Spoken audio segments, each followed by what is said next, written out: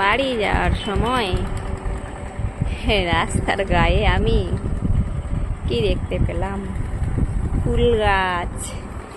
আগে ছোটবেলায় কিন্তু রাস্তার গায়ে কুল গাছ দেখতে পেলে আর যদি কুল হতো তাহলে কিন্তু কুল পেরে কুল খেয়ে নিতাম। আর এখন রাস্তার গায়ে দেখো কুল গাছ হয়েছে, এখন তো কুল হয় না, হ্যাঁ কুল গাছ হয়েছে, কিন্তু এতে যদি কুল হয় আমরা কিন্তু তাও হাত দিই না, কারণ এখনের মানে পরিবর্তনটা আলাদা হয়ে গেছে। আর কিন্তু যখন আমরা ছোট ছিলাম না, তখন কিন্তু রাস্তার গায়ে কুল গাছ দেখতে পেলে আগে আমরা যেতাম ওই কুল পাড়তে। এইখানটা হচ্ছে আমাদের কাঁড়ারিয়ার এইখানটা হচ্ছে কাঁড়ারিয়া নদীর, ওই যে হলো নদী, আর এই হলো নদীর পাড়। নদীর চড়েতে দেখো, ওই যে দেখো যখন প্রচুর যখন জল বাড়ে, নদীতে কিন্তু জল থাকেনি, নদীর জলটা একটু বেড়েছে। নদীটাও তোমাদেরকে দেখাবো, ওই যে দেখো নদীটাও। আমি এখানটায় দাঁড়িয়ে আছি, তার এত হাওয়া দিচ্ছে, এত ঝড়ের মতন হাওয়া দিচ্ছে, আমার কথাগুলো ঠিকঠাকভাবে শোনা যাচ্ছে নাকি আমি তাও জানি না।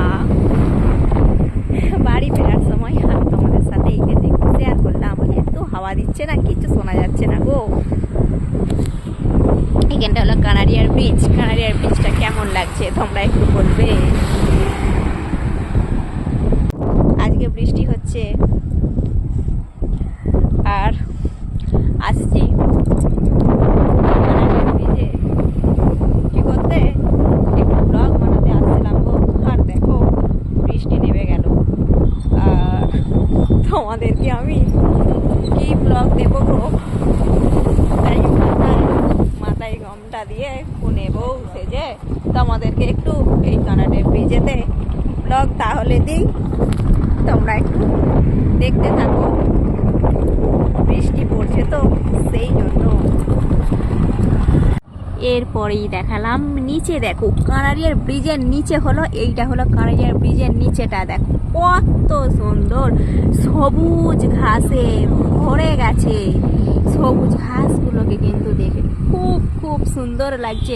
আর বৃষ্টি হচ্ছে তো, বৃষ্টির জন্য দেখো ঘাসগুলো দাঁড়িয়েছিল, আর এত বৃষ্টি হচ্ছে আর হাওয়া দিচ্ছে ঝড়ের মতো, সেই জন্য ঘাসগুলো সব শুয়ে পড়েছে।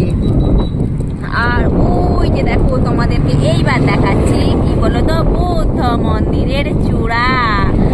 আমাদের এই কানাড়িয়ার ব্রিজ থেকে কিন্তু বুদ্ধ মন্দিরের চূড়াটা দেখা যায়, তাই আমি এই ব্রিজ থেকেই কানাড়িয়ার ওই ব্রিজ থেকেই আমি বুদ্ধ মন্দিরের চূড়াটা দেখালাম। আবার আসছি দেখো আস্তে আস্তে, এই যে নদীর বাঁকটা তোমাদেরকে আমি দেখাচ্ছি, নদীর বাঁকটা কেমন লাগছে গো। আর নদী মানেই তো বাঁক, নদী তো যায় বেঁকে বেঁকে, আর আমাদেরও এখানে নদীটা দেখো কত সুন্দর বেঁকে বেঁকে গেছে।